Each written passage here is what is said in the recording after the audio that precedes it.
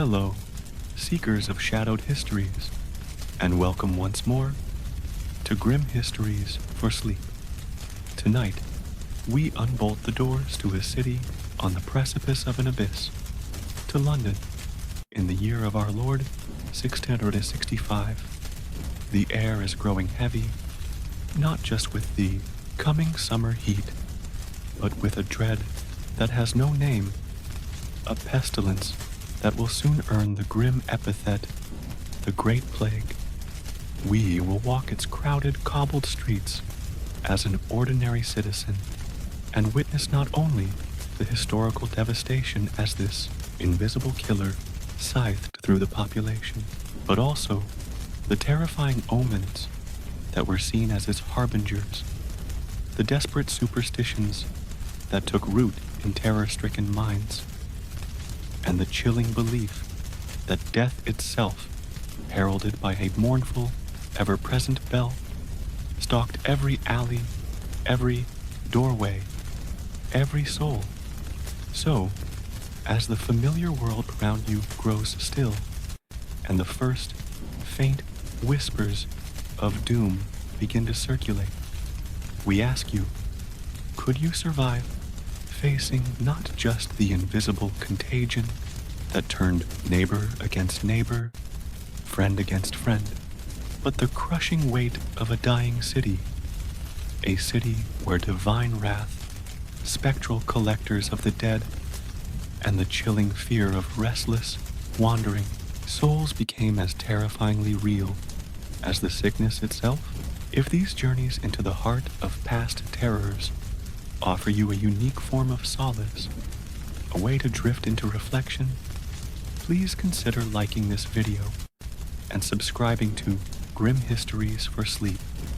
Your presence in our congregation of nocturnal historians is always deeply appreciated, and as is our custom, we invite you to share in the comments where you're listening from tonight and what hour the darkness commands in your part of the world.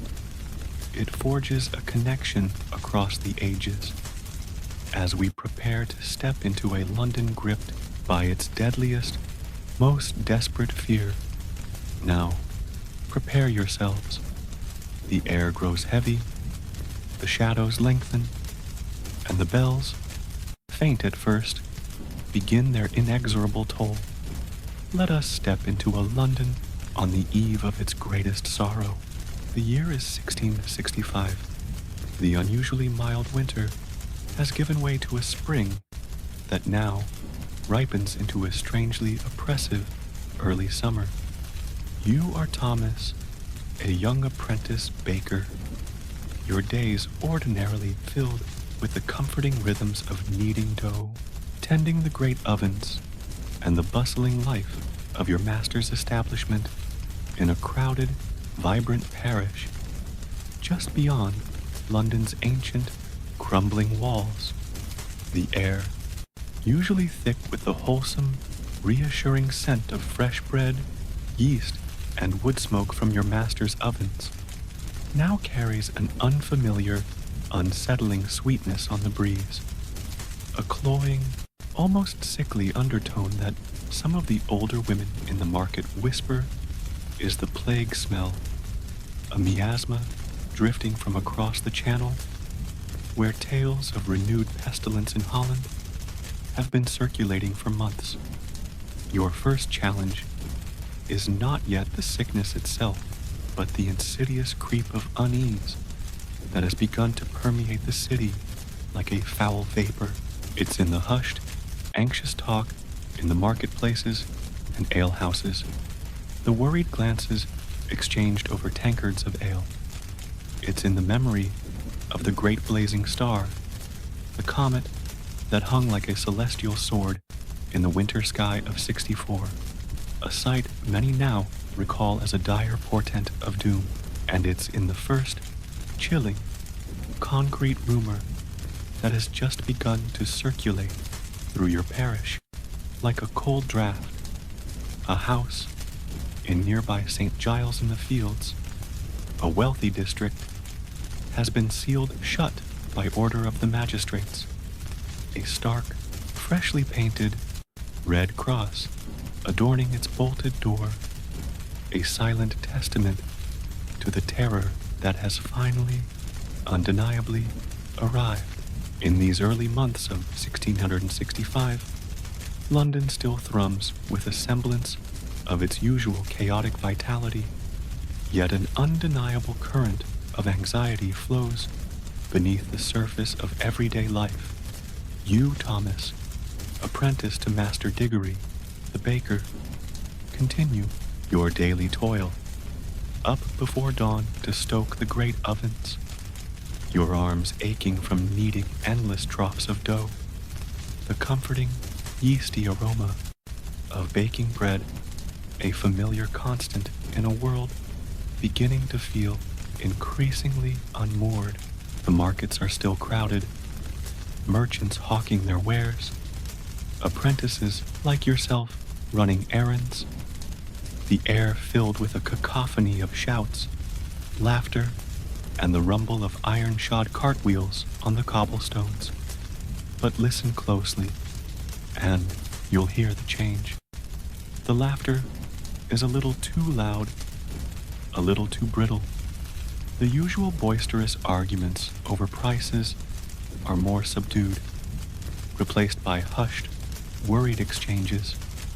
The Great Comet, as it was dubbed, which blazed across the heavens the previous winter, a celestial visitor with a long, mournful tale, is a frequent topic of these hushed conversations in an age where the workings of the cosmos were seen as direct reflections of divine will. Such a spectacle was rarely interpreted as a thing of beauty or astronomical wonder. Instead, it was a portent, a harbinger of God's displeasure, a sign of impending upheaval, war, famine, or, as many now fear, pestilence. Almanacs and broadsheets, eagerly consumed by those who could read, or read aloud to those who could not, were filled with dire prophecies and interpretations of this weeping star. Some claimed it foretold the death of kings, others a cleansing, fire, and many, with a growing, fearful conviction, whispered that it was a divine warning of a great sickness to come. Contrast this with your modern understanding, where comets are predictable astronomical events, their paths charted, their composition analyzed, inspiring awe rather than widespread existential dread. For your 17th century counterparts, the heavens themselves seemed to weep for a tragedy yet to unfold. The rumors from the continent, particularly from plague-stricken Amsterdam and Hamburg, grow more persistent, more detailed, brought in by sailors and merchants despite official attempts to downplay the danger. They speak of whole families wiped out, of streets piled high with the dead, of a sickness so swift and merciless it could strike down a healthy man between breakfast and supper. And then there is that strange, sweetish, cloying odor that seems to drift on the spring breezes, particularly when the wind is from the east, from the river and the sea beyond. Master Diggory wrinkles his nose at it, muttering about spoiled goods at the docks. But old Nan, who sells herbs in the market and claims a lineage of cunning women, sniffs the air with a knowing, fearful look and declares it the breath of the plague, the aura pestis, an invisible miasma carrying the seeds of death. Some of your fellow apprentices, and even some of the journeyman bakers, scoff at these tales, dismissing them as old wives' fears or the exaggerations of travelers. They boast of London's strength, of its resilience, the plagues for foreigners and the unclean. Young Will, another apprentice, might say with a nervous bravado, it wouldn't dare show its face in a proper English city like London. But you see the way their eyes dart towards any mention of a sudden cough, the way they subtly avoid those who look unwell. You try to push these anxieties aside to focus on the familiar, comforting labor of the bakery, the heat of the ovens, the rhythmic work of your hands, the simple satisfaction of a perfectly baked loaf. These are anchors in a world that feels increasingly unstable. Yet, the fear is insidious. It seeps into your thoughts when you lie on your straw pallet at night, listening to the sounds of the city. It colors your dreams, which have become more vivid, more unsettling of late. You dream of vast, empty streets, of tolling bells, of shadowy figures with obscured faces beckoning you into darkness. You wake in a cold sweat, the scent of the phantom plague smell clinging to your nostrils. One evening, Master Diggory, a man usually as stoic and unflappable as his own stone ovens, returns from delivering a special order of spiced cakes to a wealthy merchant's house within the city walls. His face, normally ruddy from the heat of the bakery, is pale and drawn. He says little, but his hands tremble as he removes his cloak.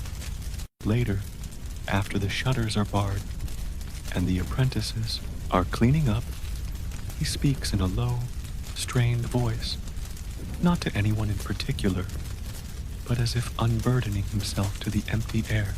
"I saw it," he murmurs, his gaze distant and troubled. "Drury Lane, a fine, grand house, sealed, a great red cross painted on the door, crude and stark, and the words, 'Lord, have mercy upon us.'" He shudders. "And the watchman, a grim-looking fellow leaning on his staff. He looked right through me." Master Diggory pauses, then adds, his voice dropping even lower, "And as I hurried away, I heard it, faintly, from another street, a bell and a cry, that terrible cry, 'Bring out, you're dead.'"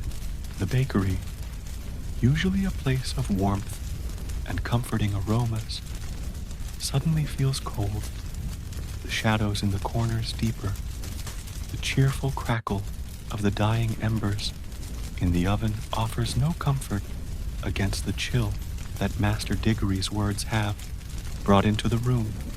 The abstract fear, the distant rumor, has suddenly drawn much, much closer. The weeping star has cast its shadow, and the whispering wind now carries the undeniable stench of approaching doom. Master Diggory's chilling account of the Red Cross in Drury Lane is a harbinger. Within days, the unthinkable arrives in your own bustling, overcrowded parish of St. Botolph without Aldgate. The abstract fear that had been a miasma of rumor and distant reportage now takes on a horrifyingly concrete, local form.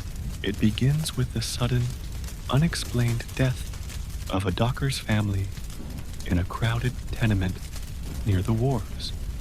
Then, a child in the alleyway behind your own bakery falls ill with a raging fever, and the dreaded tokens, the dark, painful buboes in the groin and armpits that are the unmistakable sign of the true plague. The reaction of the parish authorities, once the initial attempts at secrecy and denial fail, is swift and brutal, dictated by the plague orders issued by the Lord Mayor and the King's Privy Council. These orders, based on centuries of experience with pestilence, prioritize the containment of the disease. However harsh the measures might be for the individuals affected, in your modern world, quarantine is a medical necessity managed with efforts towards humane treatment, communication, and support. In 1665, London to be shut up with the plague is often a death sentence, a terrifying prelude to being buried in a common pit. You witness the scene from a fearful distance, perhaps peeking from an upper window of the bakery or from the edge of a hushed, horrified crowd that gathers despite the risk. A parish constable, his face grim and set, accompanied by two burly watchmen carrying staves and lanterns even in the daylight, arrives at the small, timber-framed house where the sick child lies. There are shouts, pleas, the sounds of weeping from within. But the orders are inexorable. The door is forced shut, then nailed firmly from the outside. Heavy wooden bars are fixed across it. A man with a bucket of foul-smelling pitch and a brush crudely paints a large blood-red cross upon the door, a stark symbol of the terror within. Beneath it, he daubs the prescribed words, a desperate plea and a dire warning. Lord, have mercy upon us. The sight is chilling, a public branding of a household with the mark of death. The Red Cross, a symbol that should signify salvation, is transformed into a sigil of despair, a stark visual reminder that the pestilence is no longer a distant threat, but a neighbor, a resident. The family inside, parents, siblings, perhaps an elderly grandparent, are now prisoners in their own home, sealed in with the dying and the dead for 40 days and 40 nights, or until the sickness has run its course, which usually means until all have perished.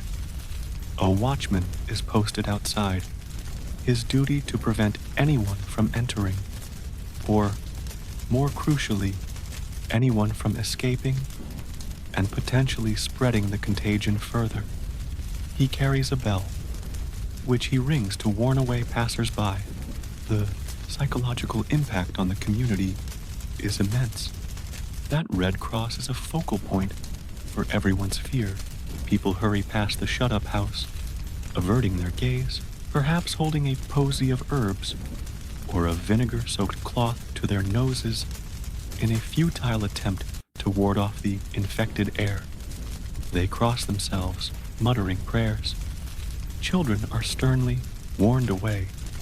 The house itself seems to take on a malevolent aura. Whispers begin to circulate. Was the family impious? Had they bought strange goods from a foreign sailor? Did the old woman who lived there dabble in charms and curses in times of such overwhelming, inexplicable calamity? People desperately seek reasons, scapegoats, supernatural explanations to make sense of the horror. You, Thomas, feel the net tightening around your own life. The bakery, once a haven of familiar routine, now feels exposed, vulnerable. The street outside, usually a vibrant artery of parish life, is subtly changing. Fewer people linger to chat. The market stalls seem a little less crowded. There is a new, furtive quality to people's movements, a constant, anxious awareness. You find yourself scrutinizing every cough, every sneeze, every flushed face with a new, fearful intensity. Is it a simple cold? Or is it the first sign? The sounds of your parish change too. The church bells, which once marked the hours of prayer and celebrated life's passages, now toll more frequently. their mournful cadence a constant reminder of death's quickening pace. And at night, you begin to hear it more clearly, the distant, rhythmic clang of the watchman's bell from the street where the Red Cross stands sentinel, a lonely, desolate sound that seems to echo the despair of those trapped within. Sometimes, faint cries or wails are heard from the shut-up house, sounds that your imagination, fueled by fear and lack of sleep, might twist into something not entirely human. The cries of souls already tormented by more than just physical illness. One sweltering afternoon, as you are delivering a small order of bread to a nearby lane, you see her, Mother Agnes, the parish's official searcher of the dead. She is a gaunt, stooped figure, always cloaked despite the heat, her face a web of wrinkles, her eyes holding a knowledge that makes most folk shy away. Her task is grim but necessary: to enter homes where death is suspected, to examine the body, and to report to the parish clerk whether the cause was indeed the dreaded pestilence. She is notorious for her supposed ability to smell death long before others, and for her strange, muttered incantations as she goes about her work. You see her pause before a house just a few doors down from Master Diggory's bakery, a house where a tailor and his young family live. She sniffs the air, her head cocked like an old carrion bird. Then, with a slow, deliberate movement, she pushes open their unlatched door and disappears inside. A new chill, colder than any winter wind, settles over your heart. The Red Cross, you know, with a sickening certainty, is about to claim another door, another family, drawing ever closer. Mother Agnes, the searcher of the dead for your parish, is a figure both essential and deeply feared. In a city grappling with an epidemic of this magnitude, the grim task of officially identifying the dead and, crucially, determining the cause of death falls to these women, often elderly, widowed, and poor themselves. They are appointed by the parish, their meager payment dependent on the number of bodies they inspect.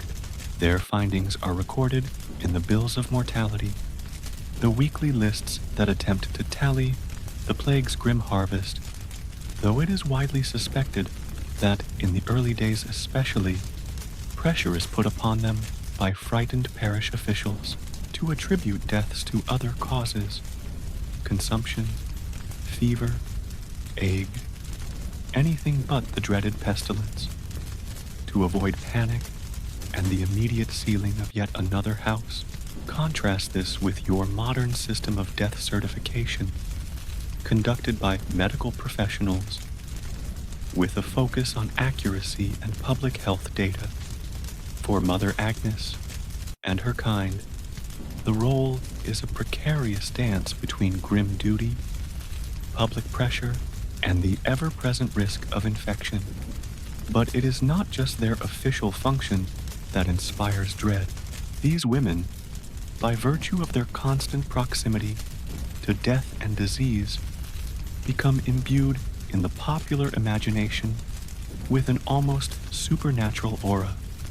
They are seen as having a foot in both worlds, as being able to smell death, as you've heard, whispered, long before it is apparent to others.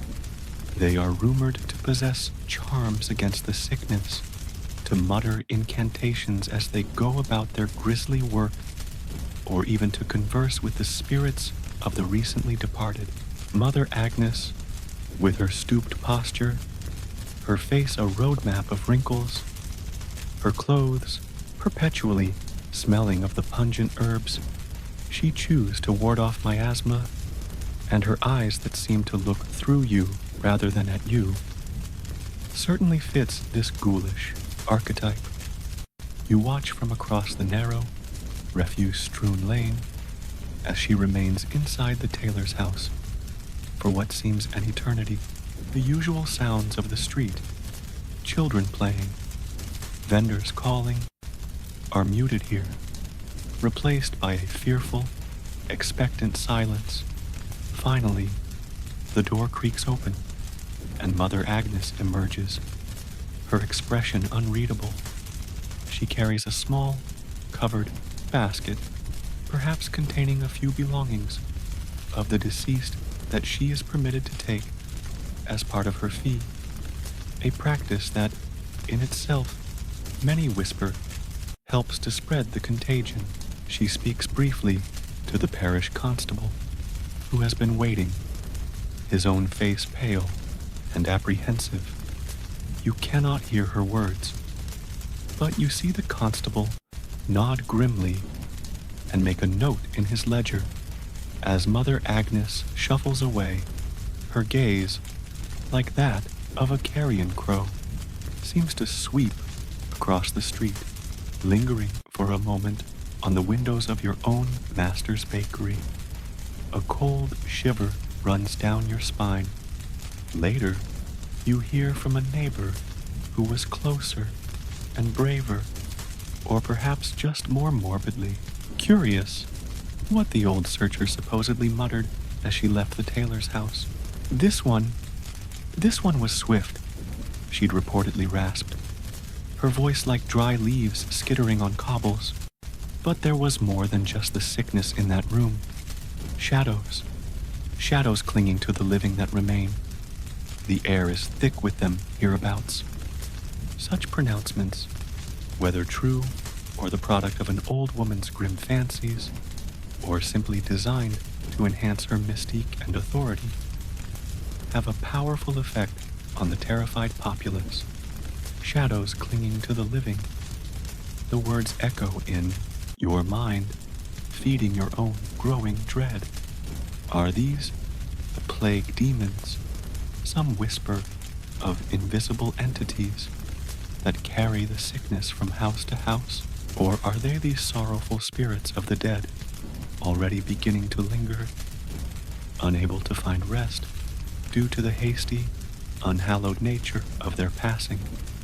The mundane, if tragic, act of identifying a death and recording its cause is thus transformed into a supernatural portent, a confirmation of the dark forces at play. You find yourself looking for these shadows, scrutinizing the faces of your neighbors, even your own reflection for some sign of their clinging presence. You start to avoid anyone whose house Mother Agnes has recently visited, not just for fear of infection, but for fear of these unseen, malevolent attachments. The world becomes a place of hidden signs and ominous whispers, and the searcher of the dead, a grim fairy woman on the river of London's despair, holds the terrifying knowledge of who will next be summoned. Her shadow and the shroud she metaphorically carries now falls ever closer to your own doorstep.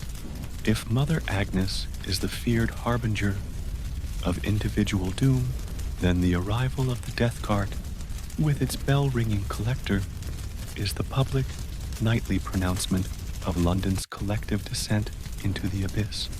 As the plague tightens its grip and the bills of mortality swell to horrifying numbers, the sheer volume of corpses overwhelms the traditional means of burial. Individual funerals, with their solemn rites and processions, become a forgotten luxury, then an impossibility. They are replaced by the grim efficiency of the dead cart and the anonymity of the plague pit.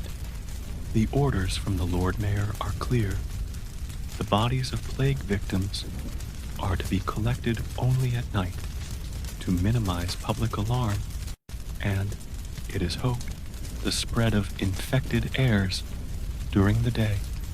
Each parish appoints bearers of the dead, often men who are themselves poor, desperate, or perhaps inured to death by past experiences. To perform this gruesome task, they travel with a covered cart, ringing a handbell to announce their presence, their chilling cry echoing through the deserted, darkened streets. Bring out your dead. Bring out your dead. In your modern world, death is usually a private affair, handled with dignity by professionals. The deceased treated with respect. The funeral industry, the mourning rituals, are all designed to provide comfort and closure. Imagine then the psychological impact of this nightly horror in 1665 London.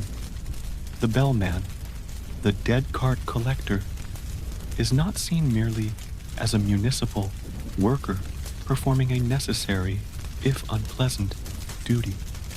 In the terrified imagination of the populace, he becomes a far more sinister figure, a psychopomp, a grim ferryman for Karen, a walking, talking personification of death itself. His bell is not just a signal, it is a knell, tolling for the entire city. His cart is not just a conveyance, it is a hearse for hopes, a tumbril carrying away the very fabric of society.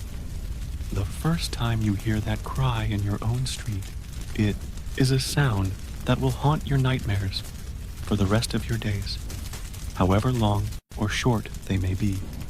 It is deep twilight, the air heavy and oppressive, the usual sounds of evening, the murmur of families behind shuttered windows, the distant song from an alehouse, are extinguished, replaced by a dreadful, listening silence.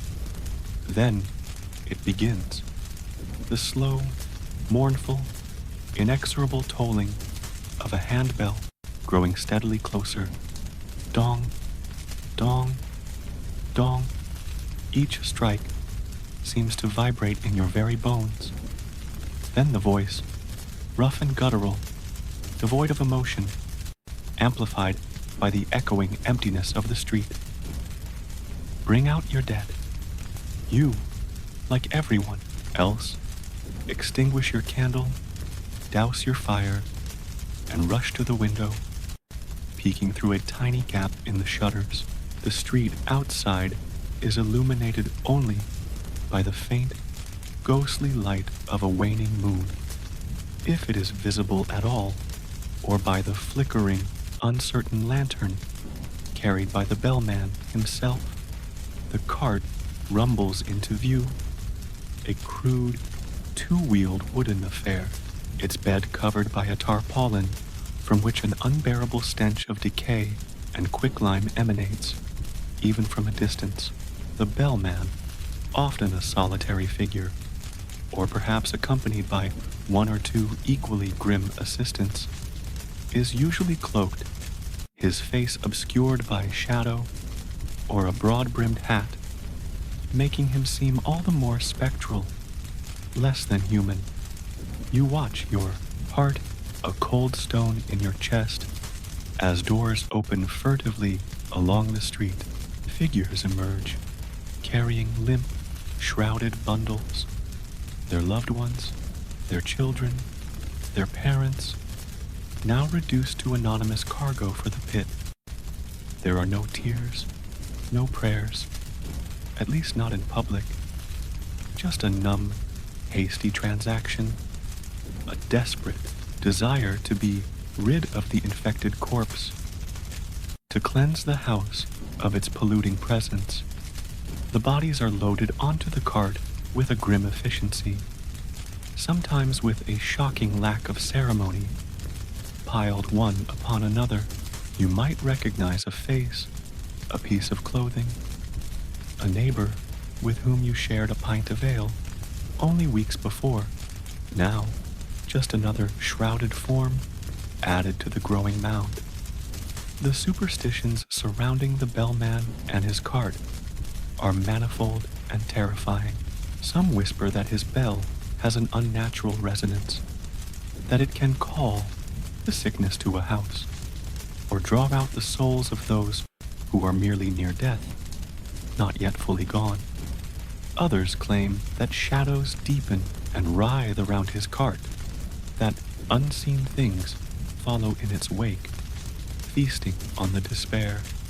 It is said that to look the bellman directly in the eye is to invite your own doom, that his gaze carries the plague. He is often seen or imagined to be muttering to himself or to unseen entities as he goes about his work, his words not of this world. The sound of the bell, the rumble of the cart, the guttural cry, these become the nightly soundtrack to your fear, an inescapable reminder of your own mortality, of the city's decay. After the cart has passed, leaving behind its chilling silence and its lingering, foul odor, you lie awake on your pallet, the tolling of the bell echoing in your ears, every creak of your house, every rustle of the wind sounding like its return. Sleep is a distant country, the fear that your own door will one day open to that terrible cry, that you or someone you love will become another bundle for that grim chariot, is a constant, gnawing presence.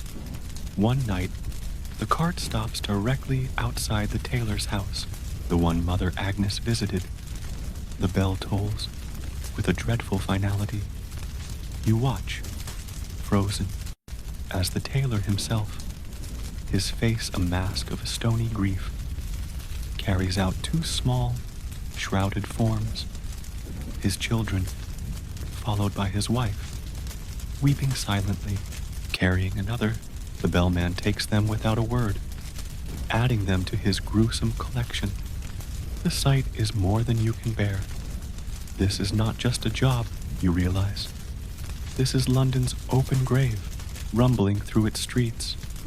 And then, a few nights later, the cart stops before the house of Master Giles, a cooper whose workshop is adjacent to your bakery. He had seemed hale and hearty only days before, boasting that the plague would never touch his robust constitution. You hear the bell, the cry. A new, deeper level of fear takes root. The sickness is no respecter of persons, strength, of boasts. It is drawing ever closer, and you know, with a certainty that chills you to the marrow, that eventually the bell will toll for someone in your own household. The bellman's nightly harvest, drawing ever closer, is a constant torment to your waking and sleeping thoughts. You, Thomas, find yourself jumpy, starting at every unexpected sound, scrutinizing your own body for the first telltale signs of the dreaded sickness. The bakery, once a place of comforting warmth and honest labor, now feels like a fragile bastion against a rising tide of death. Master Diggory, your usually robust and cheerful master, has grown quiet, his face etched with a permanent frown.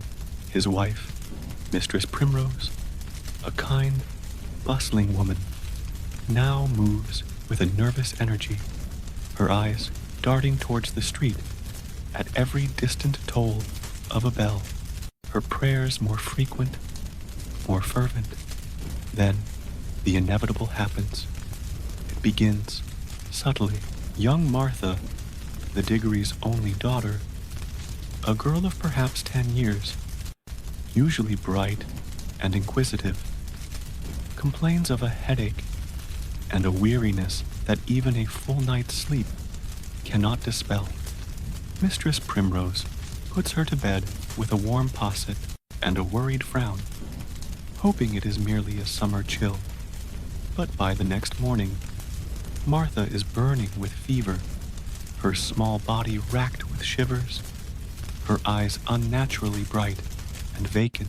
And then Mistress Primrose, her face paling to a deathly white, discovers it, a small, hard, exquisitely painful swelling in the child's armpit, a token, a bubo, the unmistakable, undeniable sign of the plague, the arrival of the pestilence within your own household, the place you eat, work, and sleep, is a terror of a different order. The abstract fear that has haunted the streets is now an intimate, breathing horror in your own small world. The historical reality of the plague was its terrifying speed and lethality. From the first symptoms, fever, chills, headache, vomiting, to the appearance of the agonizing buboes in the lymph nodes of the groin, neck, or armpits, to delirium and death, could be a matter of mere days, sometimes even hours. There was no known cure. Remedies, both those prescribed by learned physicians, for those who could afford them, and those offered by local apothecaries or cunning folk, were a desperate, often contradictory, and almost universally useless collection of purges, bleedings, lancing of buboes, and pungent herbal concoctions. In Master Diggory's household, a frantic, hushed desperation takes hold. Mistress Primrose, her eyes wide with a mother's terror, flies between traditional remedies and deeply ingrained superstitions. She forces Martha to swallow bitter draughts of wormwood and rue, applies hot poultices of pigeon dung and dried toad to the swelling bubo, a common, if repulsive, folk remedy believed to draw out the poison. She hangs bags of camphor and dried herbs around the child's neck, and in every corner of the small room, the pungent, cloying smells mingling with the already pervasive odor of sickness and fear. She burns rosemary and juniper in a desperate attempt to purify the air, to ward off the evil miasmas or plague demons that many believe carry the contagion on their unseen wings. Master Diggory, his face a mask of anguish, paces the small confines of their living quarters above the bakery. He is torn by a terrible choice, one faced by countless Londoners, to conceal the illness, to try and nurse Martha in secret, hoping against hope for a miraculous recovery, and thus risk the infection spreading further, perhaps even to himself, his wife, and you, his apprentice, or, to obey the law, to report the sickness to the parish authorities, and see his house shut up, his family imprisoned with the dying child, his livelihood destroyed, his home branded with the red cross of doom. You, Thomas, are a helpless witness to this unfolding tragedy.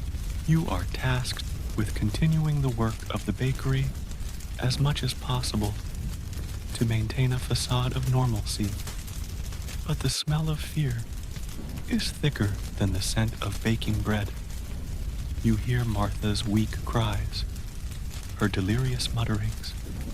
Sometimes, in her fever, she speaks of terrifying visions, of shadowy figures with glowing eyes leaning over her bed, of a tall man in a dark cloak ringing a bell and calling her name, of feeling tiny, unseen things crawling on her skin.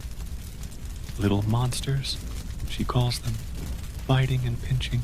These fever dreams, born of sickness and terror, are interpreted by the distraught Mistress Primrose as proof that her daughter is not just ill, but assailed by supernatural forces, that demons are literally fighting for her soul. The moral dilemma of reporting hangs heavy in the air. To conceal it is illegal, and in the eyes of many, a profound sin against the community. But to report it means consigning the entire household to a slow, terrifying imprisonment with almost certain death. For some, if not all, you are directly at risk, sharing the same air, the same confined space. Every cough from Martha, every sigh from Mistress Primrose sends a jolt of fear through you. You begin to feel a phantom itch on your own skin, a imagined ache in your own groin. The decision is finally taken out of their hands. Perhaps a neighbor, hearing the child's unmistakable cries, or seeing Master Diggory's desperate attempts to buy expensive and useless plague water from a quack doctor in the market, sends word to the constable, or perhaps Mother Agnes, the searcher, making her rounds, her senses preternaturally attuned to the scent of sickness, simply appears at their door, her gaze knowing and pitiless. The arrival of the parish officials is a scene of quiet, bureaucratic horror. There is no shouting this time, no resistance, only the heavy, suffocating weight of resignation. Master Diggory, his shoulders slumped, his face gray with despair, can only nod as the constable reads the order. The watchmen, their faces carefully neutral, begin their grim work. You hear the hammering outside, the sound of planks being nailed across the lower windows, then the scraping sound of the brush, and you know, without needing to see, that the blood-red cross, that terrible sigil of plague and imprisonment, is being painted upon your own door, the door of the bakery, the door of your home. Beneath it, the stark, desperate plea, Lord, have mercy upon us. The mark is made. Your small world has become a tomb.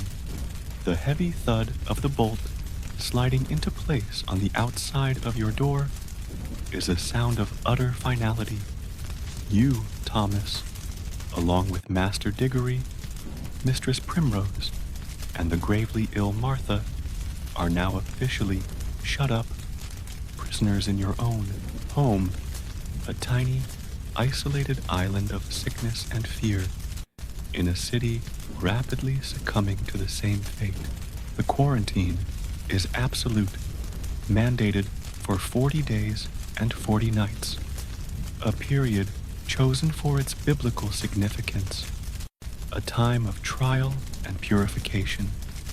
In reality, for most plague-stricken households, it is simply the duration of their collective dying. Life inside the sealed house becomes a descent into a private hell. The familiar rooms above the bakery, once filled with the comforting routines of domesticity and the warm scent of baking, now feel like a cramped, suffocating tomb. The lower windows are boarded shut, plunging the ground floor into a perpetual twilight. The only connection to the outside world is the watchman stationed at your door, a shadowy, often unsympathetic figure whose duty is to prevent any escape and to arrange for the delivery of meager supplies of food and water, if they can be procured, and if the parish funds allow. His occasional, distant cough, or the tap of his staff on the cobblestones, is a constant reminder of your imprisonment. The psychological toll of this confinement is almost as devastating as the disease itself. Claustrophobia sets in quickly. The air grows stale, thick with the smell of sickness. Unemptied chamber pots fear sweat, and the pungent, useless herbs that Mistress Primrose continues to burn. Days blur into an undifferentiated agony of waiting, listening, and fearing. Waiting for Martha's suffering to end, one way or another. Listening for the telltale signs of the sickness in themselves, in each other. A cough, a headache, a sudden chill. Fearing the inevitable arrival of the buboes, the delirium, the solitary, uncomforted death that seems to be the destiny of so many. Martha's condition deteriorates rapidly. Her fever rages, her small body consumed by the pestilence. Her delirious cries and visions become more frequent, more terrifying. She speaks of dancing shadows on the walls, of whispering voices coming from the floorboards, of the tall bellman standing in the corner of the room, beckoning to her with a skeletal finger. Mistress Primrose, her faith crumbling under the onslaught of grief and terror, sometimes seems to believe these visions, muttering about plague spirits or wicked fairies that have invaded their home, drawn by the sickness. She might try desperate, whispered counter charms, or place a Bible under Martha's pillow, or even attempt a crude, fearful form of exorcism. Her prayers more like desperate incantations. Master Diggory, a practical man broken by despair, can only watch, his silence a heavy weight in the small, crowded rooms. He might try to maintain some semblance of order, rationing the dwindling food supplies, trying to keep the sick room as clean as possible.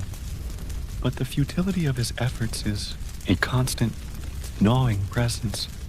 You, Thomas, move through this nightmare like a ghost yourself. Your duties as an apprentice are forgotten, replaced by the grim tasks of fetching water for the sick child, trying to coax her to take a spoonful of broth, cleaning up her messes, and offering what little comfort you can to the distraught parents, all while fighting your own rising tide of terror. Every touch, every shared breath feels like a gamble with your own life. You examine your own skin a dozen times a day, prodding your groin, your armpits, searching for the first sign of a telltale. Swelling, the gnawing hunger and thirst become a constant as the watchman's deliveries of food and water grow more infrequent, more meager, the parish resources strained to breaking point. Strange noises seem to echo through the sealed house, especially at night. Are they just the creaks and groans of an old timber-framed building settling? The scurrying of rats, grown bold in the absence of normal human activity? Or are they, as Mistress Primrose whispers, the sounds of unseen things, spirits drawn to the suffering within, or perhaps the restless soul of a previous tenant who also died of the plague within these same walls? The line between reality and fear-induced hallucination becomes perilously thin in the dim, fetid atmosphere of your shared prison. The very air feels charged with supernatural dread. You might catch fleeting glimpses of movement in the periphery of your vision, hear whispers that vanish when you try to focus on them, feel sudden, inexplicable cold spots in a room that is otherwise stiflingly hot with fever. The outside world is a distant, muffled torment. You hear the church bells tolling more and more frequently now, a constant dirge for the dying city. You hear the rumble of the death cart on its nightly rounds, and the chilling cry, "Bring out your dead." Sometimes it it stops terrifyingly close, and you know another household in your immediate vicinity has succumbed. Will yours be next? It is not a question of if, but when. Then, one suffocating afternoon, after days of agonizing suffering, young Martha falls silent. Her fever breaks, not in a cleansing sweat, but in the final, chilling stillness of death. The small, cramped room is filled with Mistress Primrose's raw, animalistic keening, a sound of pure, unadulterated grief. Master Diggory stands like a man turned to stone, tears streaming unheeded down his soot-stained cheeks. The first death has occurred within your sealed tomb. Now comes the terrible necessity of summoning the watchman, of calling for the bellman, of surrendering the small, wasted body of the child you knew to the grim anonymity of the plague cart. This will be your first, direct, and terrifyingly personal interaction with the city's spectral collector of the dead, a transaction that feels like a betrayal of all that is human and sacred. The death of young Martha and the grim ritual of her body's removal by the nightmarish bellman casts a pall of absolute despair over Master Diggory's household. The 40-day quarantine stretches before you, Thomas and the grieving parents, not as a period of potential recovery, but as a slow, agonizing countdown. The red cross on your door is now not just a warning to others, but a brand upon your souls, marking you as residents of a living tomb. It is into this atmosphere of suffocating dread that a new and in some ways equally terrifying figure arrives, the plague doctor. These individuals, often second-rate physicians, charlatans, or simply desperate men willing to risk their lives for a hazardous, if sometimes lucrative, commission from the city authorities, were a common sight in plague-stricken towns. Their appearance alone was enough to inspire fear. Clad head to toe in heavy, waxed leather or canvas gowns, with wide-brimmed hats, gloves, and most distinctively, a grotesque beaked mask with glass eyepieces, they looked more like monstrous avian scavengers than healers. The beak of the mask was typically filled with aromatic herbs, spices, and straw, an attempt to filter out the supposedly poisonous miasmas believed to carry the plague.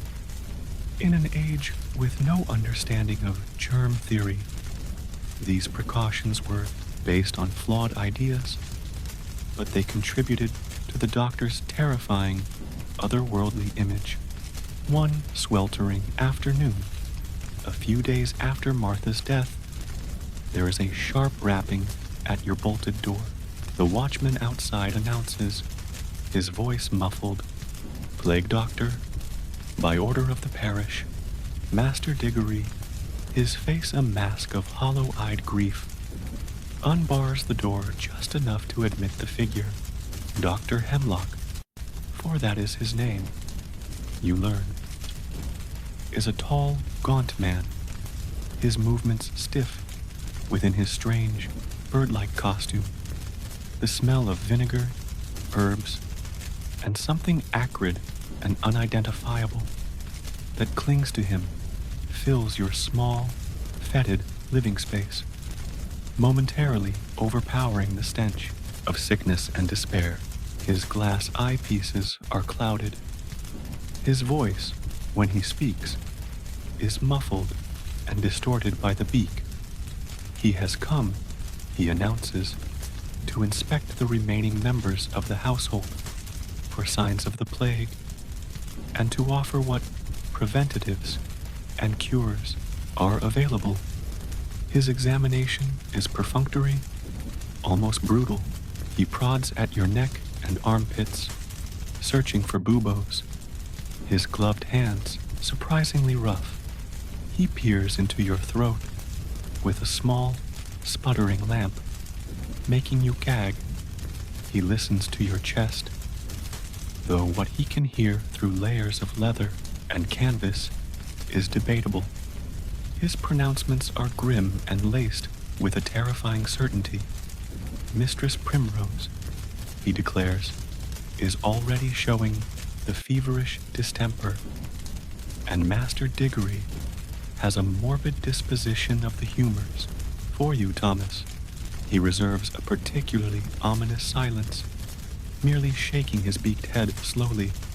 His treatments are no less terrifying than his appearance.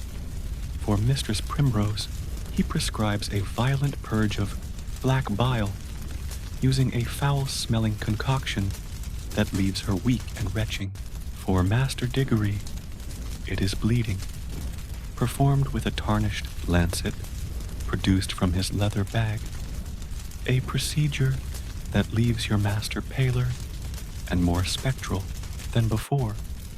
He offers you a small, hard amulet made of arsenic and unicorn horn, likely narwhal tusk, to wear around your neck, proclaiming it a powerful absorbent of pestilential vapors. He also advises you all to smoke tobacco constantly, as this is believed by some to ward off the infection, further fouling the already unbreathable air in your sealed prison. During his visit, Dr. Hemlock speaks not just of physical symptoms, but of the plague's more unnatural aspects. He might mention other households where the sickness caused grievous madness, where patients spoke in strange tongues or saw demonic apparitions. He might hint that the plague is not merely a disease of the body, but a spiritual contagion, a punishment from God made manifest, perhaps even aided by unseen, malevolent forces.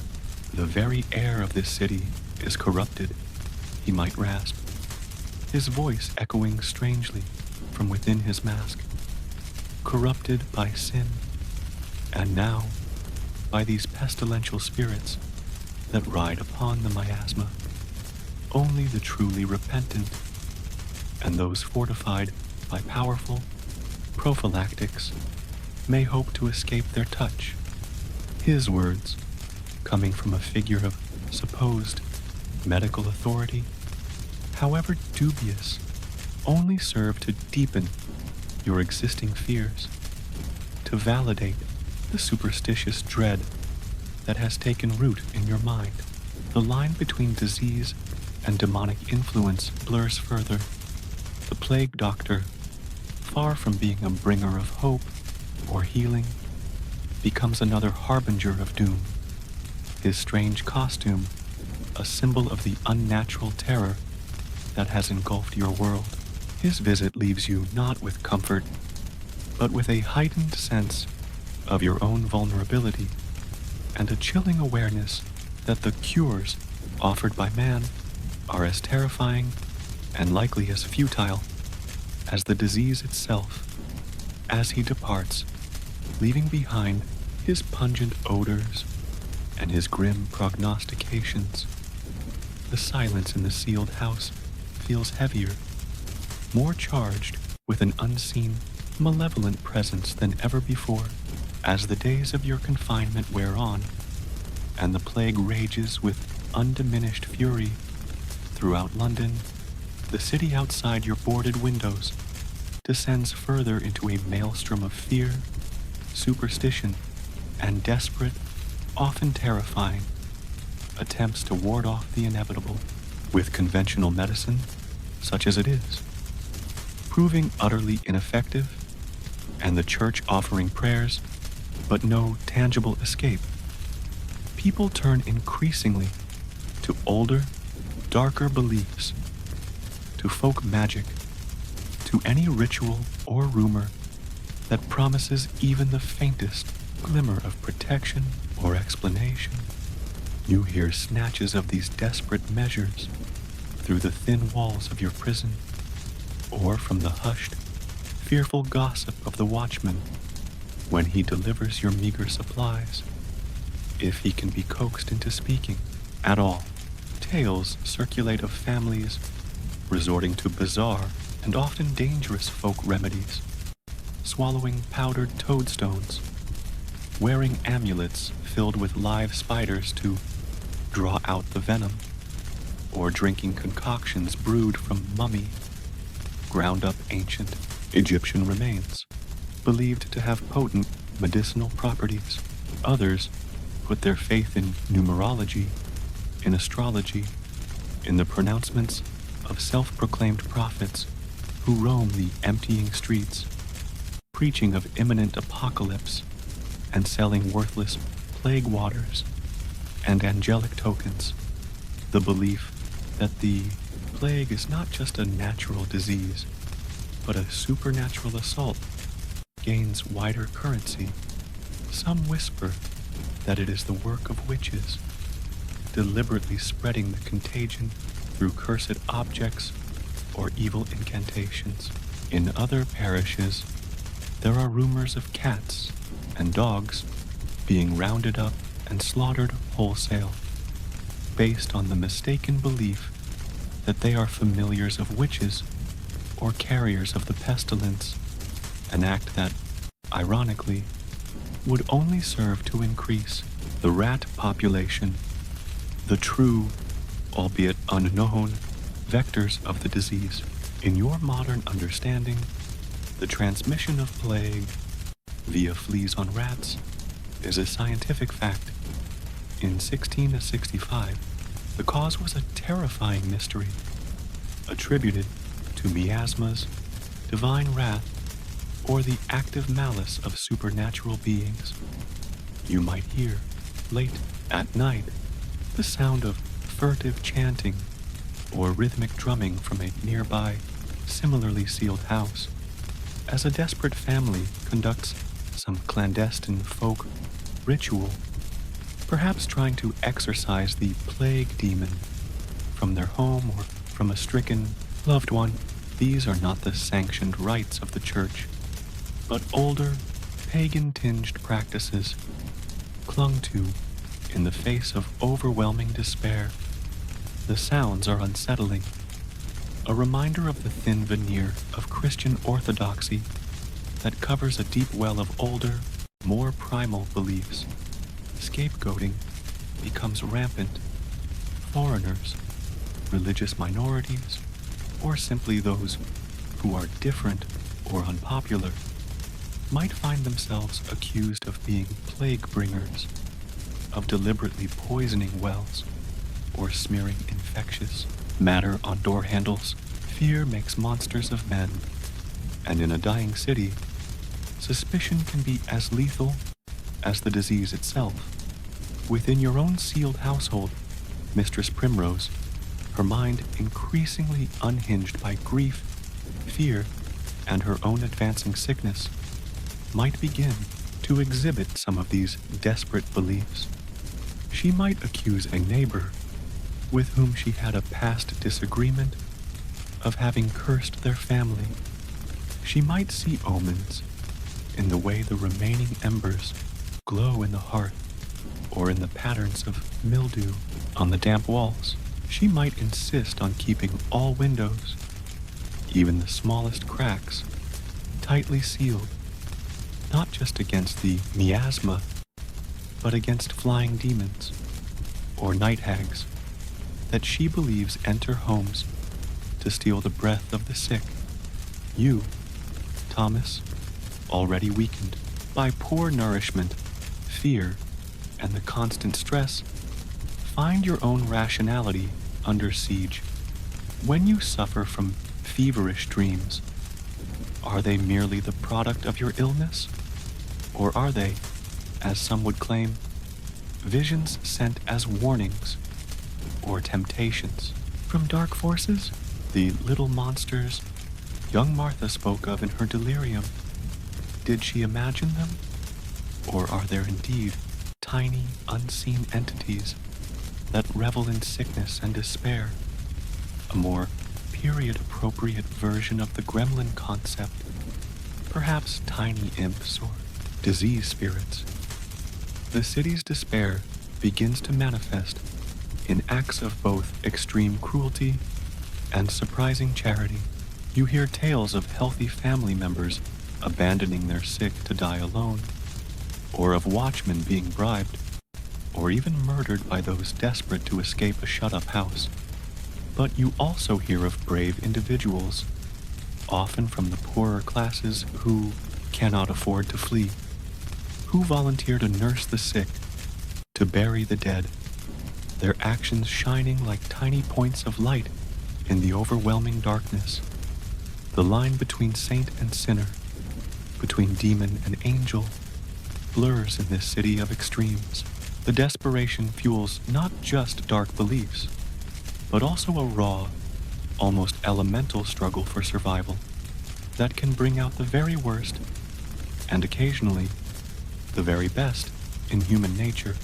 From the very first whispers of the plague's arrival, a stark social divide became brutally apparent in London. The wealthy, nobility, rich merchants, prominent clergy, and physicians with lucrative practices had the means and the foresight to flee.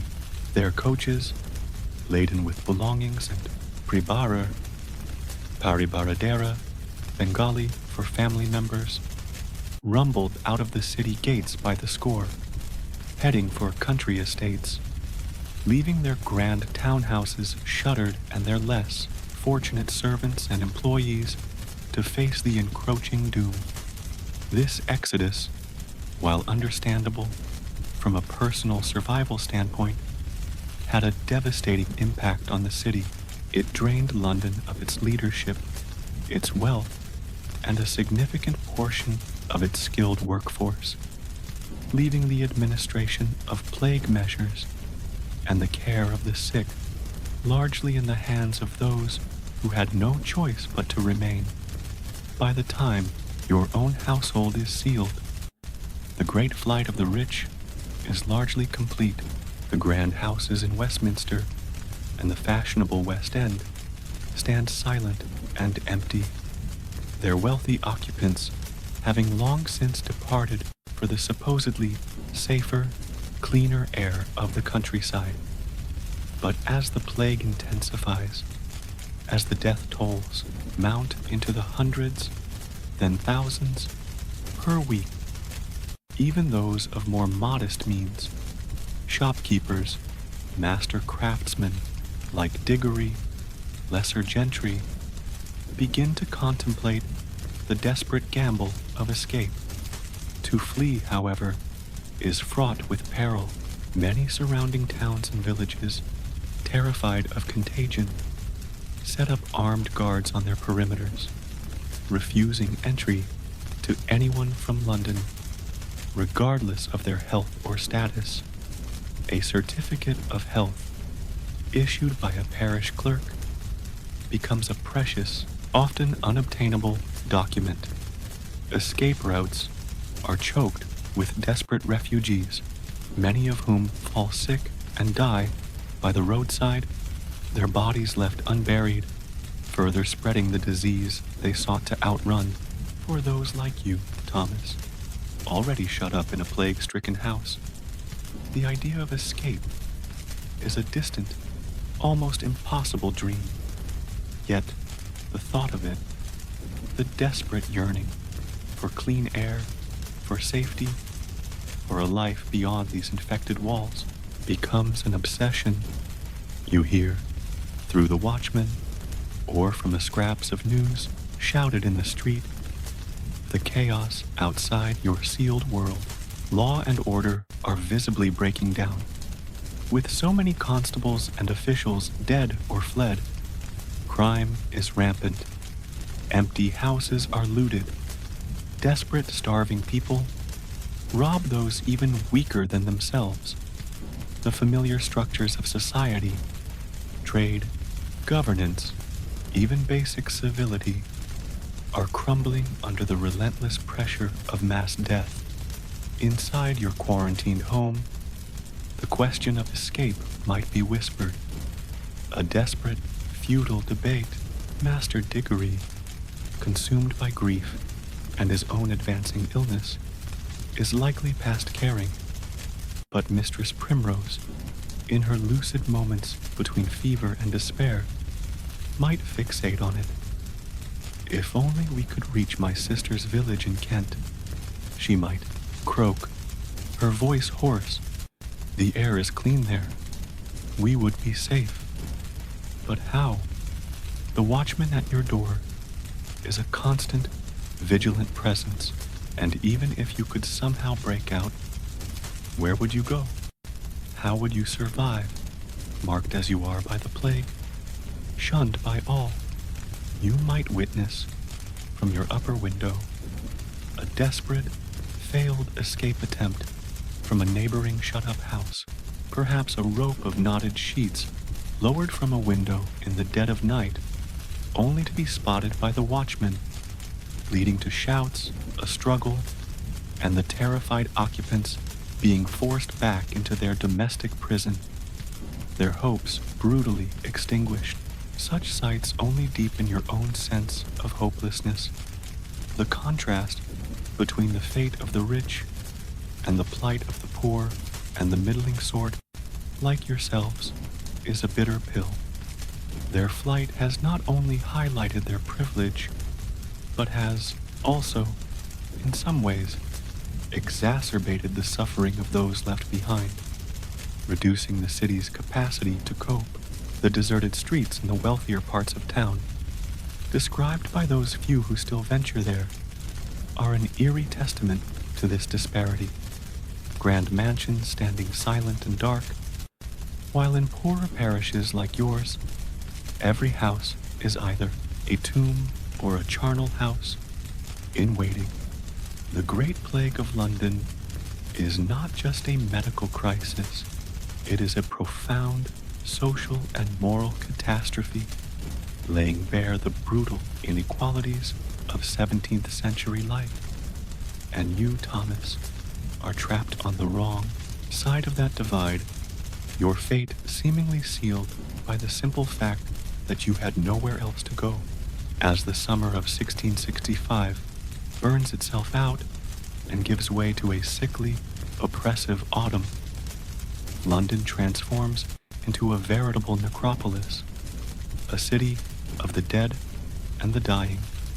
The plague, now at its horrifying zenith, claims thousands of lives each week. The once bustling metropolis, the vibrant heart of England, is reduced to a ghostly shell of its former self. The change is not just in the ever-present red crosses on the doors, or the nightly rumble of the death carts. It is in the very air, the very silence, the very soul of the city. From your vantage point within your sealed prison, you can only imagine the full extent of the desolation, piecing it together from the sounds, or lack thereof, that drift in from the outside world, and from the increasingly grim and infrequent reports of your watchman, should he be in a mood to share them. The cheerful cacophony of daily life, the street vendors' cries, the laughter of children, the hammering of workshops, the clatter of hooves and wheels, has all but vanished.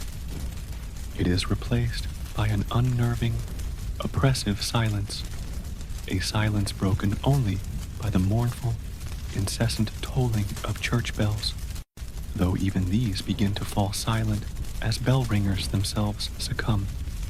The distant, hacking coughs of the sick, the occasional grief-stricken wail from a shuttered window, and of course, the ubiquitous, dreaded cry of the bellman, "Bring out your dead." Grass, it is said, now grows in the once heavily trafficked main thoroughfares, like Cheapside and Fleet Street, their cobbles undisturbed by the passage of coaches or crowds. Shops are shuttered, their owners dead or fled. Markets stand empty, the remaining farmers too terrified to bring their produce into the stricken city, leading to severe food shortages and soaring prices for those few who still have money and the courage to venture out. Dogs and cats, once slaughtered in a misguided attempt to halt the plague, are gone, and in their absence, the rat population, the true harborers of the disease, flourishes unseen. The sheer scale of death is overwhelming the city's capacity to cope. Churchyards are filled to overflowing. New burial grounds, the infamous plague pits, are hastily consecrated in open fields beyond the city walls. Great, gaping trenches into which hundreds of bodies are unceremoniously tipped each night, often without shroud or coffin, covered with a thin layer of quicklime and earth. The dignity of death, the sacred rites of burial, are casualties of this overwhelming tide of mortality. You hear tales of these pits, of the stench that hangs over them for miles, of the ground seeming to move and sigh as the decomposing bodies settle. Within your own sealed home, the passage of time is marked by the slow decline of Mistress Primrose and Master Diggory. They too have now developed the unmistakable tokens. Their suffering is a constant, agonizing presence. Your own health, miraculously, seems to hold, though you are racked by hunger, fear, and a profound, soul-deep weariness. You are the last one standing in this small domestic, charnel house, the reluctant nurse to your dying master and mistress, the watchman at your door, once a symbol of your imprisonment, now becomes your only link to the dying world outside. He might be an old soldier, hardened to death, or a young man, terrified but bound by duty. Through him, you glean fragments of the city's agony. He might tell of whole streets where every house is marked with the Red Cross, of parishes where the living are outnumbered by the dead, of prominent citizens, even doctors and priests, who have succumbed. He might speak of the breakdown of all social order in some quarters, of looting, of houses being set ablaze by terrified mobs who believe fire is the only way to cleanse the infection, or of the desperate, often violent, attempts by the shut-up to break free. The city you knew, the vibrant, teeming London of your youth, is dying. Its great river, the Thames, once crowded with ships and barges, now flows largely deserted, its waters reflecting the empty sky. Its grand churches stand as silent witnesses to the futility of prayer against this relentless scourge. Its famous landmarks, the Tower, St. Paul's, before the Great Fire would claim it the following year, the Royal Exchange, are islands in a sea of desolation. The few people still seen on the streets are often hurrying, their faces masked by vinegar-soaked cloths, their eyes wide with fear, avoiding all human contact. It is a world stripped bare, reduced to its most elemental components: life, sickness, and the ever-present, all-consuming shadow of death. And you, Thomas, are trapped at its epicenter, a forgotten soul in a city that is itself becoming a ghost. The long, agonizing days and nights within your sealed prison, compounded by hunger, dehydration, extreme stress, and the constant proximity to suffering and death, begin to take a severe toll on your own mind, Thomas. the line between the grim reality of your situation and the fevered landscape of your imagination starts to blur, to fray the very air in the house, thick with the stench of sickness, despair, and unslaked lime from the occasional fumigation attempts by the watchmen, seems to breed phantoms. In 17th century understanding, and indeed, even in modern psychology, under extreme duress, the mind can play cruel tricks. Grief, terror, starvation, and high fevers are potent catalysts for hallucinations or a breakdown in the perception of reality.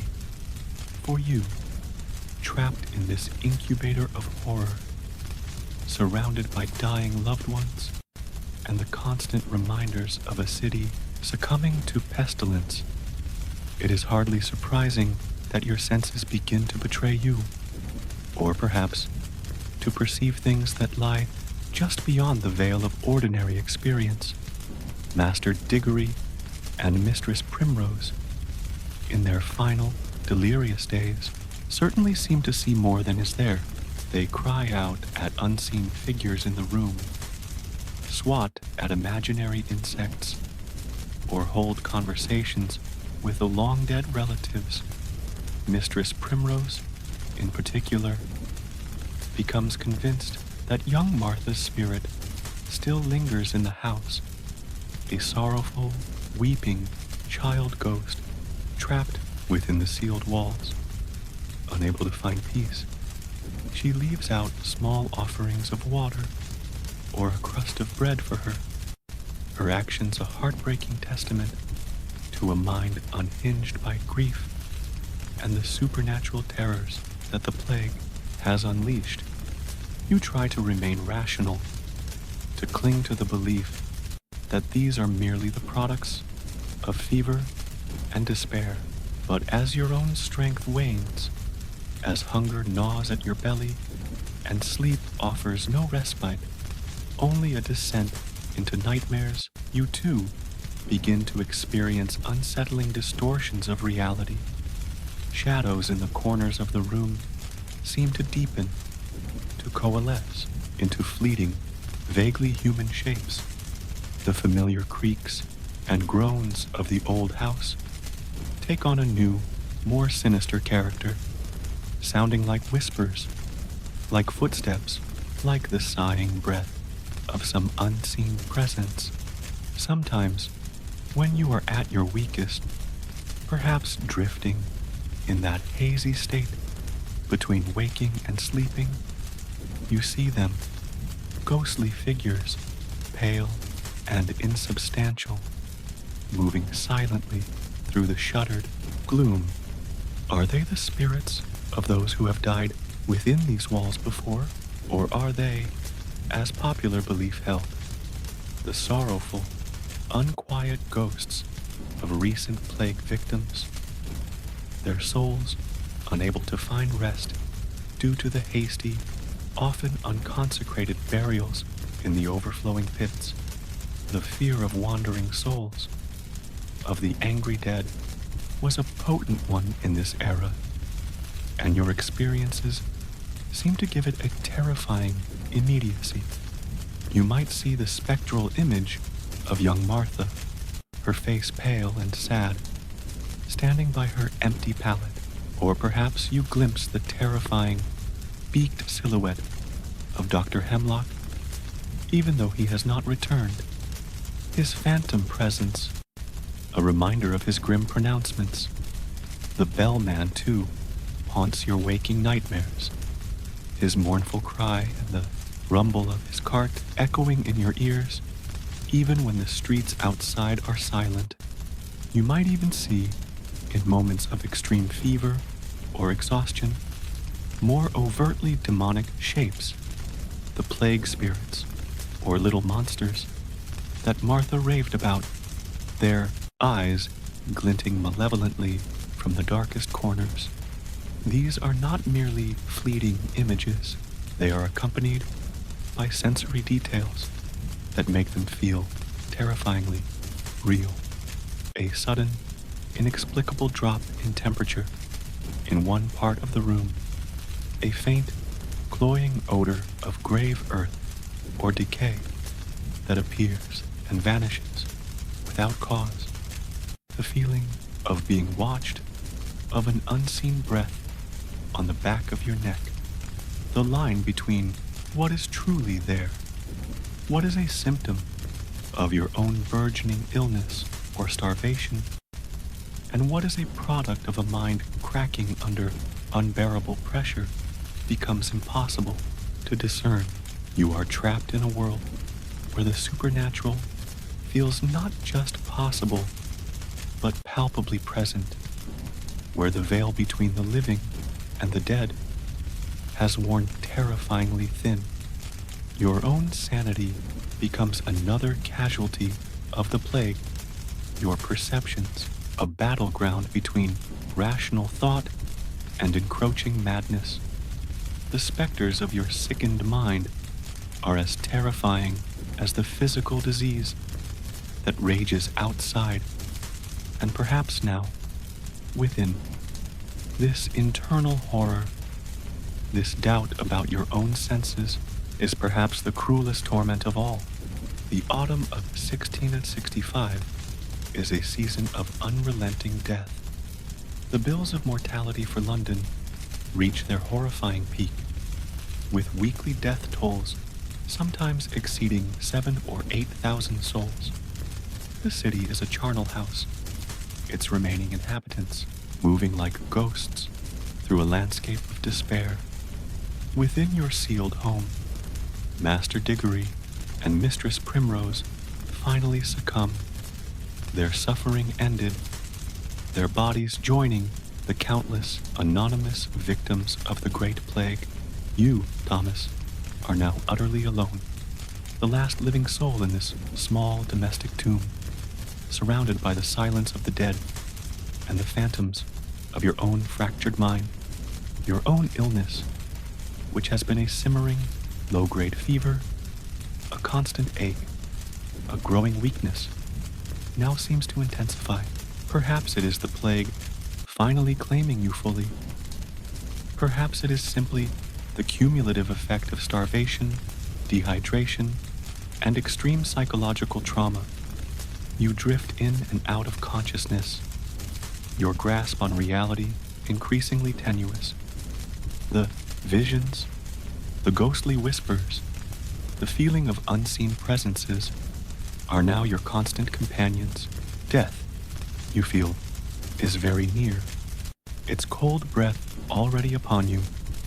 Historically, the Great Plague did eventually begin to wane with the onset of colder winter weather in late 1665 and early 666. The rat and flea population, the true vectors of the disease, likely diminished in the cold, slowing the chain of infection. For London, this turning point was slow, almost imperceptible at first, and came only after an unimaginable toll in human life. For you, Thomas, trapped and perhaps dying, any such city-wide improvement is an irrelevance.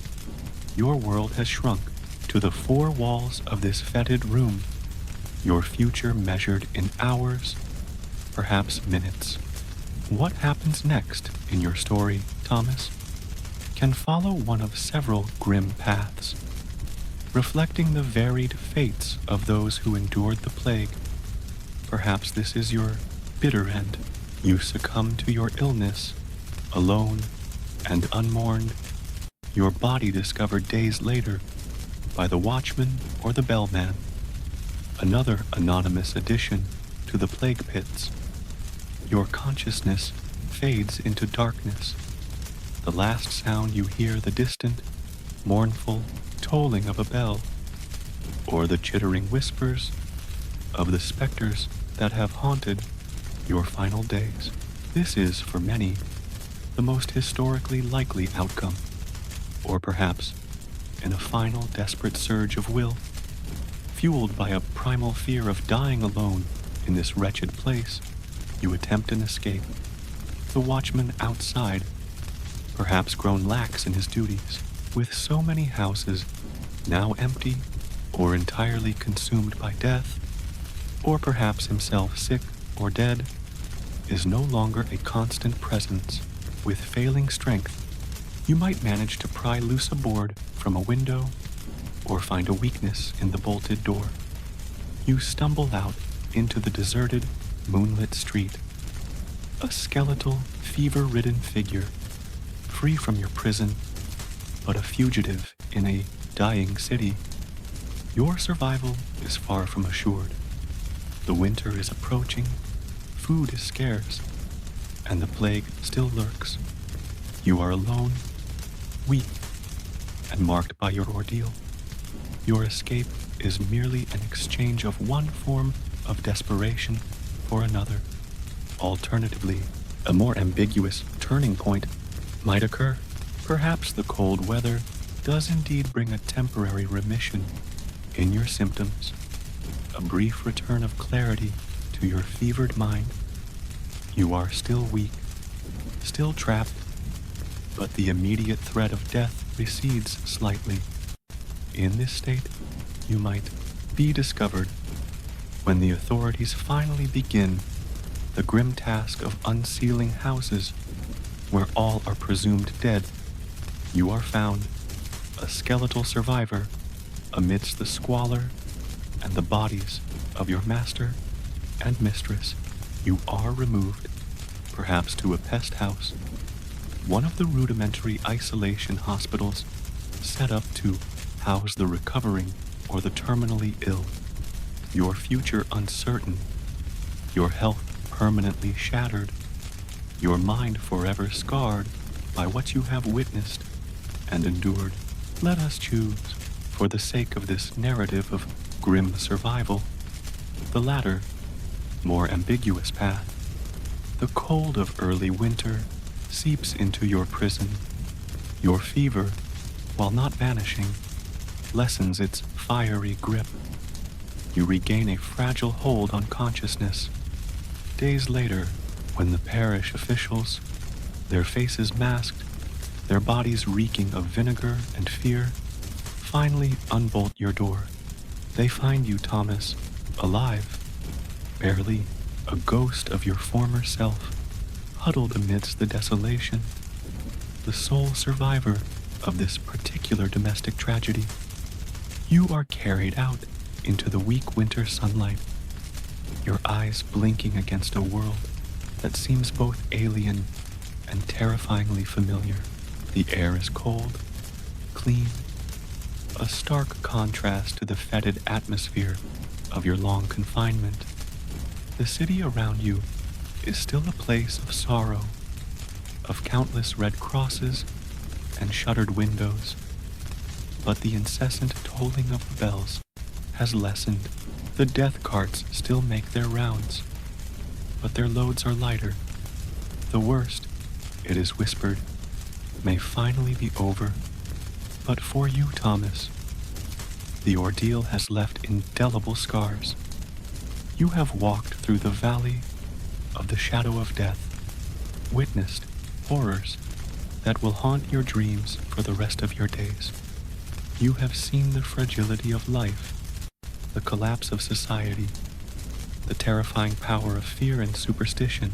You have confronted not only an invisible, merciless disease, but also the specters of your own sickened mind and the darkness that can reside in the human heart when faced with ultimate despair. You have survived, yes, but you are not the same. A part of you remains forever sealed within that plague house, amidst the ghosts and the sorrows of 1665. The death knell has tolled, and though you were not claimed, its echo will resonate within you always. And so, Thomas, you emerged, a spectral survivor, from the suffocating embrace of plague-stricken London, from a house that became both prison and tomb. You bore witness to a city's descent into an abyss of fear and death. From the first ominous whispers and weeping stars in the heavens, to the stark terror of the Red Cross appearing on door after door, including your own, you endured the nightly dirge of the bellman's cart, the sight of your master's household consumed by the invisible contagion, and the profound psychological torment of isolation, starvation, and the blurring line between fevered hallucination and what seemed like genuine supernatural dread. The plague spirits, the restless souls, the omens that haunted every waking and sleeping moment. Your survival was a fragile, almost accidental thing, a testament to sheer chance in a world where death held overwhelming sway. We are left then with the echoes of that dreadful bell to ask, could you have truly survived? Perhaps your body, through some quirk of fate or nascent immunity, withstood the physical ravages of the pestilence. But could your spirit have endured the crushing weight of such pervasive loss, the terror of societal collapse, the constant, intimate proximity to death in its most horrifying forms? Could you have navigated a world where divine wrath seemed a tangible reality, where every shadow might conceal a plague demon, every toll of the bell was a personal summons, and the very air you breathed was believed to teem with malevolent forces and the sorrowful ghosts of the unburied dead? Survival in such a crucible is measured not just in heartbeats, but in the enduring wholeness of one's soul. Such an experience for any inhabitant of that 17th century world would have been a profound and irrevocable cataclysm of faith and understanding. Their worldview, already imbued with a belief in the direct intervention of God and the devil in human affairs, would see the Great Plague as undeniable proof of divine judgment, of apocalyptic prophecies fulfilled. The search for meaning in such overwhelming tragedy would lead many deeper into piety, others into reckless abandon, and some into the darkest corners of superstition, seeking scapegoats in witches, foreigners, or sinners. The psychological scars, the fear of crowds, the obsessive cleanliness, the haunting memories, the terror of any recurring sickness would remain for a lifetime. You step back now from the cold, thin sunlight of that recovering London, from the scent of wood smoke, quicklime, and lingering sorrow, and return to your own time, an age of medical science, of germ theory, of public health systems designed to combat and contain such invisible enemies. The Great Plague of 1665 is a stark chapter in history, its horrors seemingly confined to the distant past. Yet, when faced with our own modern specters, our own invisible threats that challenge our sense of control and safety, how quickly can the veneer of scientific certainty be stripped away? How readily do fear, misinformation, and the desperate search for answers, sometimes in the irrational, the superstitious, resurface?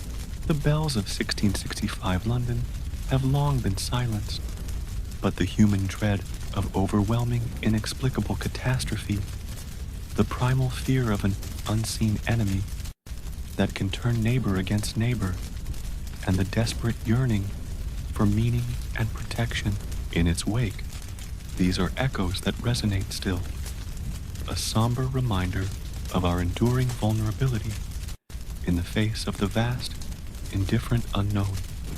The death knell, in its many forms, continues to toll through human history. Thank you for walking these shadowed streets with us on Grim Histories for Sleep. May your own homes be safe, your air clean, and your nights undisturbed by such profound sorrows. If you find a strange solace in these historical explorations of human endurance and fear, please consider liking this video and subscribing for more. Until our next journey into the echoes of the past, sleep peacefully.